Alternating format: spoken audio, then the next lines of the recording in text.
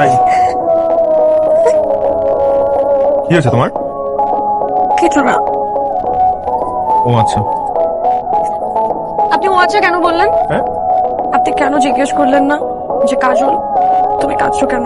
আমার চেহারা দেখে কি মনে হচ্ছে না আমার মন খারাপ? হ্যাঁ মনে হচ্ছে তো। তাহলে জিজ্ঞেস করেন, কাজল তোমার মন খারাপ কেন? তোমার মন খারাপ কেন?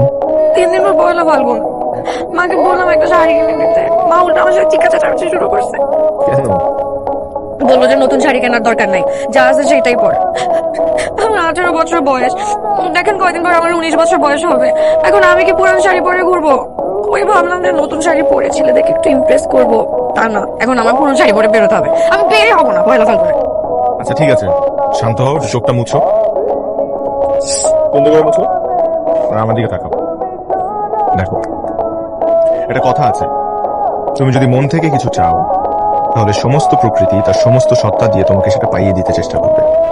দেখ, আপনার এসব দার্শনিক মার্কা কথাবার্তা রাখেন তো।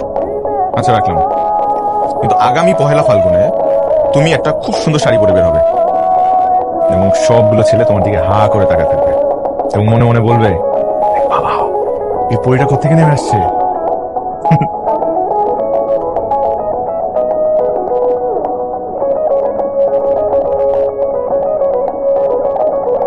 নাও, এটা দিয়ে একটা খুব সুন্দর শাড়ি কিনবে, কিনে পয়লা ফাল্গুনে সেটা পরে ঘুরতে বের হবে।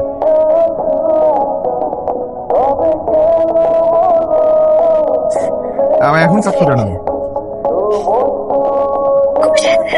খুশিতে? এই পয়লা ফাল্গুনে আমাদের বাসায় আপনাকে দাওয়াত, আমি 15 মিনিট আপনার সাথে ঘুরবো। 15 মিনিট ঘুরবে? বাসার ভিতরেই ঘুরবে? ভেতরে বাইরে মিলে ঘুরবো। ভেতরে বাইরে হলে 15 মিনিট ঘুরবো। Thank you.